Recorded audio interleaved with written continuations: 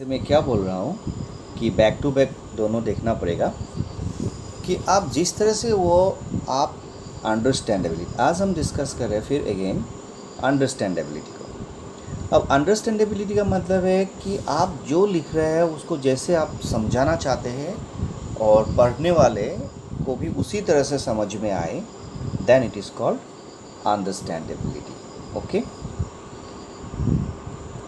Next comparability. कि comparability का मतलब तुलना कर पाना, मतलब एक दूसरे के साथ मैच कर पाना। It is not sufficient that financial information is relevant, reliable, but सिर्फ रिलीवेंट और रिलायबल होने से नहीं होगा।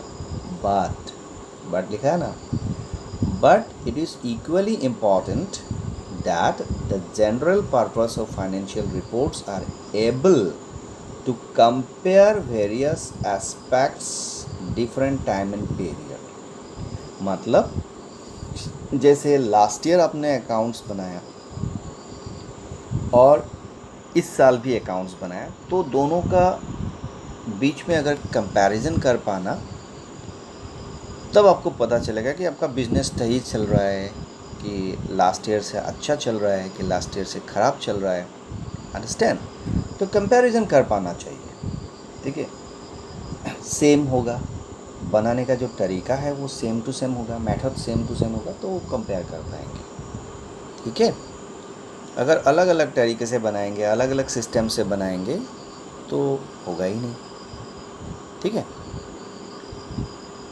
अब और एक इम्पॉर्टेंट पॉसिबल क्वेश्चन है यहाँ पे, द ऑब्जेक्टिव्स ऑफ अकाउंटिंग।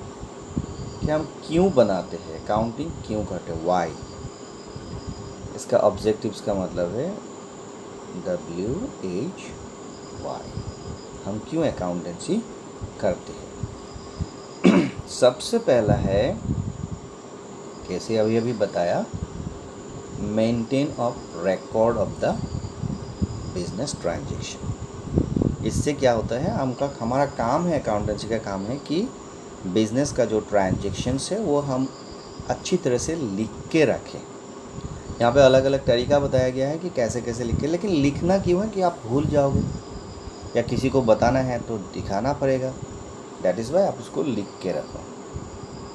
ठीक है, दूसरी बात है कि बिज़नेस जब करते हो आप, प्रॉफिट एंड लॉस जो होगा, वो प्रॉफिट हुआ है कि लॉस हुआ है, वो आप कैसे बताओगे, हाउ।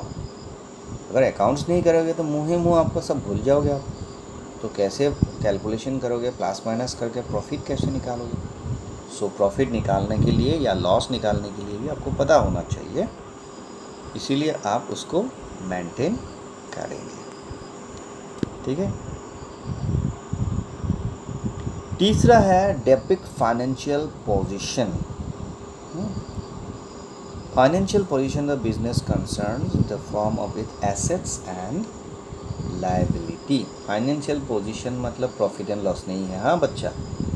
फाइनेंशियल पोजीशन मतलब कितना अमीर या कितना गरीब है यह बिजनेस।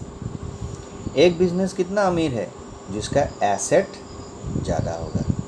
कितना गरीब है, जिसका लायबिलिटी ज़्यादा होगा। एसेट ज़्यादा होगा तो अमीर कहा जाएगा, लायबिलिटी ज़्यादा होगा तो गरीब कहा जाएगा। अब अमीर गरीब एसेट लायबिलिटी ऐसे ही थोड़ी बोलने से होगा, आप लिख के रखोगे एसेट्स एंड लायबिलिटी, तो उसको हम क्या कहेंगे, balance sheet, BS। Balance sheet से आपको क्या पता चलेगा, एसेट्स एंड लायबिलिटी। ये बैलेंस शीट भी क्या होता है, अकाउंटेंसी ही है। ठीक है, और क्या है, अपडेट। ये क्या बोला है, providing accounting information to its users.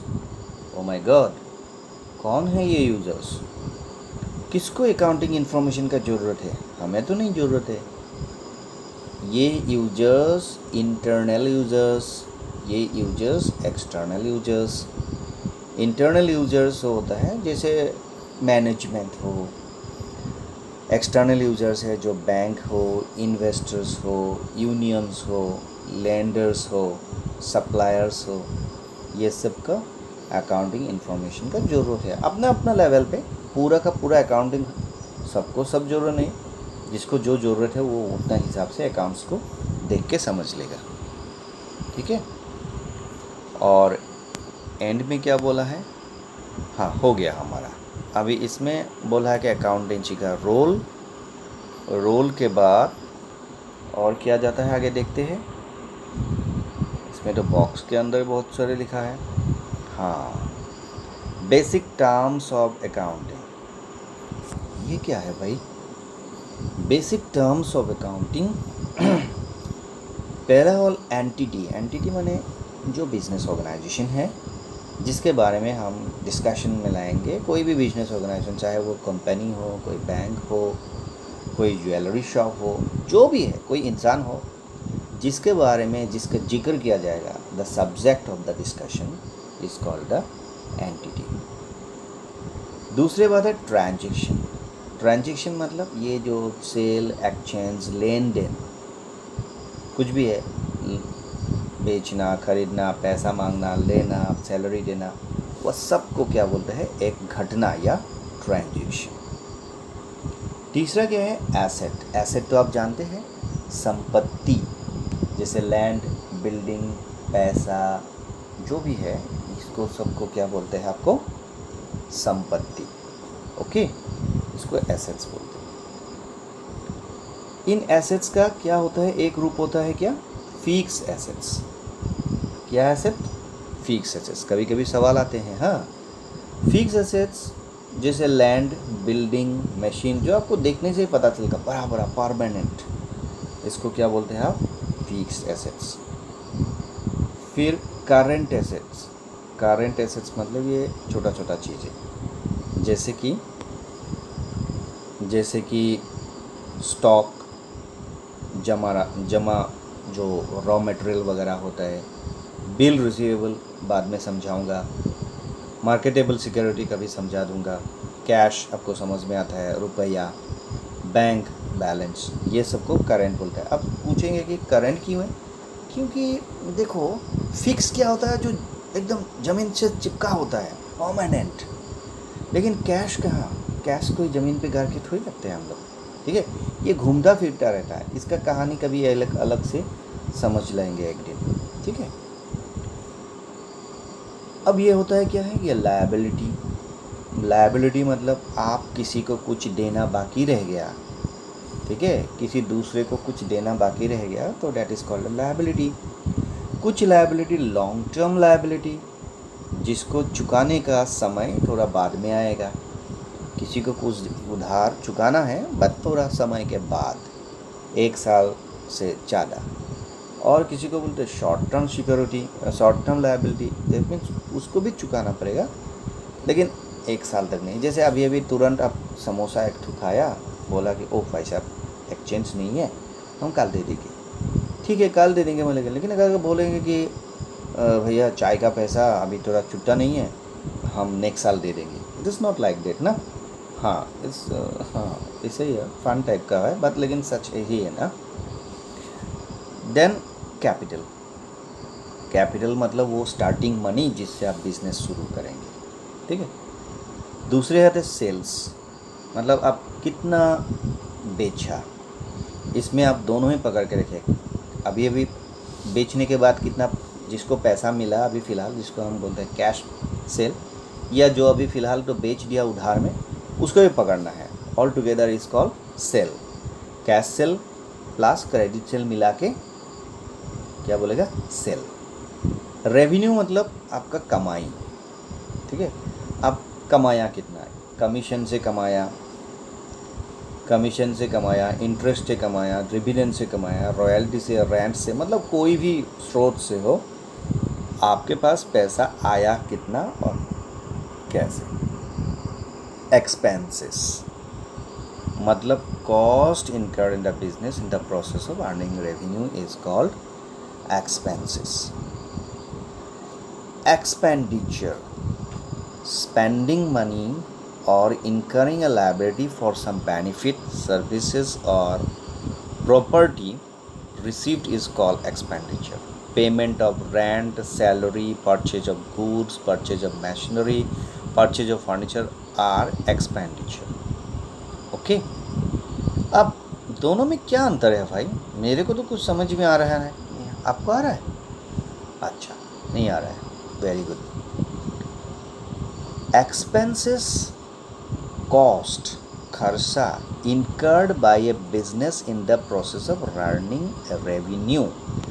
कुछ कमाने का मकसद से, जैसे आप रसगुल्ला बना के बेच के पैसा कमाओगे, तो रसगुल्ला जो है वो बनाओगे फिर बेचोगे. ओके, अब रसगुल्ला बनाने के लिए आपको दूध चाहिए, चीनी चाहिए, XYZ ABC जो भी चाहिए, वो क्यों चाहिए? वाई यू नीड चीनी, वाई यू नीड दूध? Because you will prepare rasgulla and that you want to sell. So the cost, खर्चा, चीनी का खर्चा, दूध का खर्चा फॉर व्हाट? Earning revenue. कुछ कमाने के लिए जो फ़िलहाल किए गए खर्चा है उसको आप क्या बोलते हैं? एक्सपेंसेस बोलते हैं. और नॉर्मली जो कुछ भी आपका in the process of spending money, simply पैसा खर्चा कर देना, incurring a liability of some benefit, कुछ सुविधा मिलने के बदले में आप कुछ खर्चा कर देना, तो इसको एक्सपेंडिचर बोलते हैं.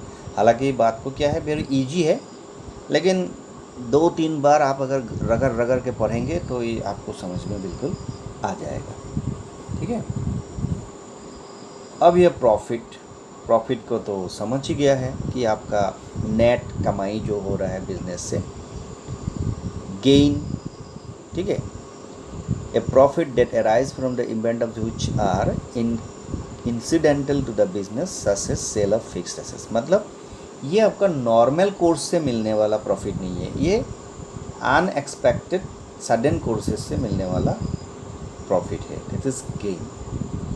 उसके बाद ये लॉस, प्रॉफिट का अपोजिट. डिस्काउंट भी आपको समझ में आता है. ठीक है, ओके. वाउचर्स एक डॉक्यूमेंट है, पेपर है, जिसमें आप ट्रांजैक्शन का पहली दफ़ा लिख कर करते हैं. उसका वाउचर्स का हम लोग जब फिर रियल लाइफ क्लास होंगे तो वाउचर्स दिखाएंगे, आपको समझ में आएंगे. गुड्स, द प्रॉपर्टी जो आप बेचते हो, दैट इज़ गुड्स. ड्राइंग्स, कुछ ऐसा मनी जो आप बिजनेस का पैसा आपका पर्सनल काम के लिए थोड़ी देर के लिए आप उधार में लेते हो, दैट इज़ ड्राइंग्स. परचेजेस मतलब ख़रीदारी करना. स्टॉक मतलब जो रॉ मटेरियल है जो आप बिज़नेस को रीयूज़ के लिए आप जमा करके रखा है, स्टॉक. डेटर्स, वो बंदा जिससे आपको पैसा मिलेगा, ऐसा बंदा जो आपको पैसा देगा, दैट इज़ डेटर्स. ठीक है. क्रेडिटर्स, वो बंदा, वो पर्सन जिसको आपसे पैसा मिलना होता है, जिसको आपसे पैसा मिलना होता है. ठीक है. डेटर्स किसको बोलता है? जिससे आपको पैसा मिलना होता है, मतलब जो व्यक्ति से आपको पैसा मिलना होता है वो डेटर्स. क्रेडिटर्स किसको कहते हैं? जिसको आपसे मिलना होता है वो क्रेडिटर्स. ठीक है. सो ये था आपका अकाउंटेंसी का. आप लोग फर्स्ट चैप्टर्स में ज़्यादा कुछ नहीं है. होप आपको कुछ समझ में बिल्कुल आया होगा. अगर कोई भी डाउट है, शंका है, तो मुझे बिल्कुल याद कीजिए.